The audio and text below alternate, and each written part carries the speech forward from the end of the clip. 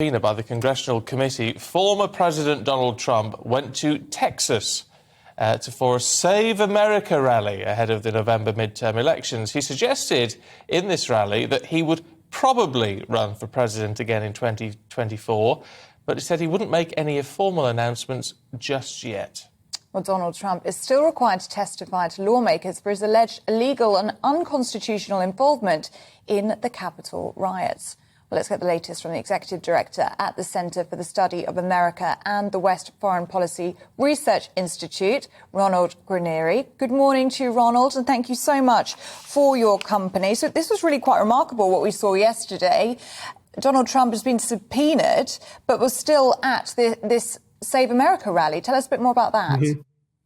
Well, the truth is that even if he's been subpoenaed, he is currently not under any legal indictment, and so he's free to do what he wants to do. And he still has an enormous popularity within the Republican Party base, even though he's still a very polarizing figure. Even in Texas, less than half of the total population of Texas has a favorable opinion of him, but those who do have a favorable opinion of him are heavily concentrated within the regular Republican Party voters. So there is still an advantage for him and for Republican candidates to bring him down to Texas, to have him speak to audiences and to rile them up, as he tends to do in these rallies.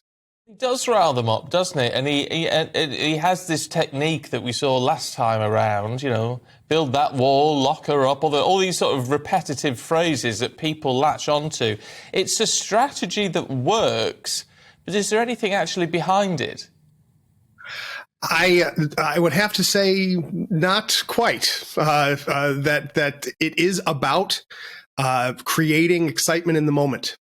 Donald Trump's experience as president, we could see that he did not necessarily have detailed strategies for dealing with any particular issue. He himself has a very short attention span. He gets easily bored. He doesn't like dealing with details, but he loves it when people love him. And these rallies turn into these kinds of love fests where he knows when he pushes particular buttons, when he says particular things, that the crowd goes wild. And that's enough for him. Whether it's enough to govern the country is very much an open question. And the problem for the Republican Party, though, is they don't have anybody else in the party who can come close to Donald Trump in attracting that kind of affection. So they are linked together with him and with this kind of political theatricality for the foreseeable future.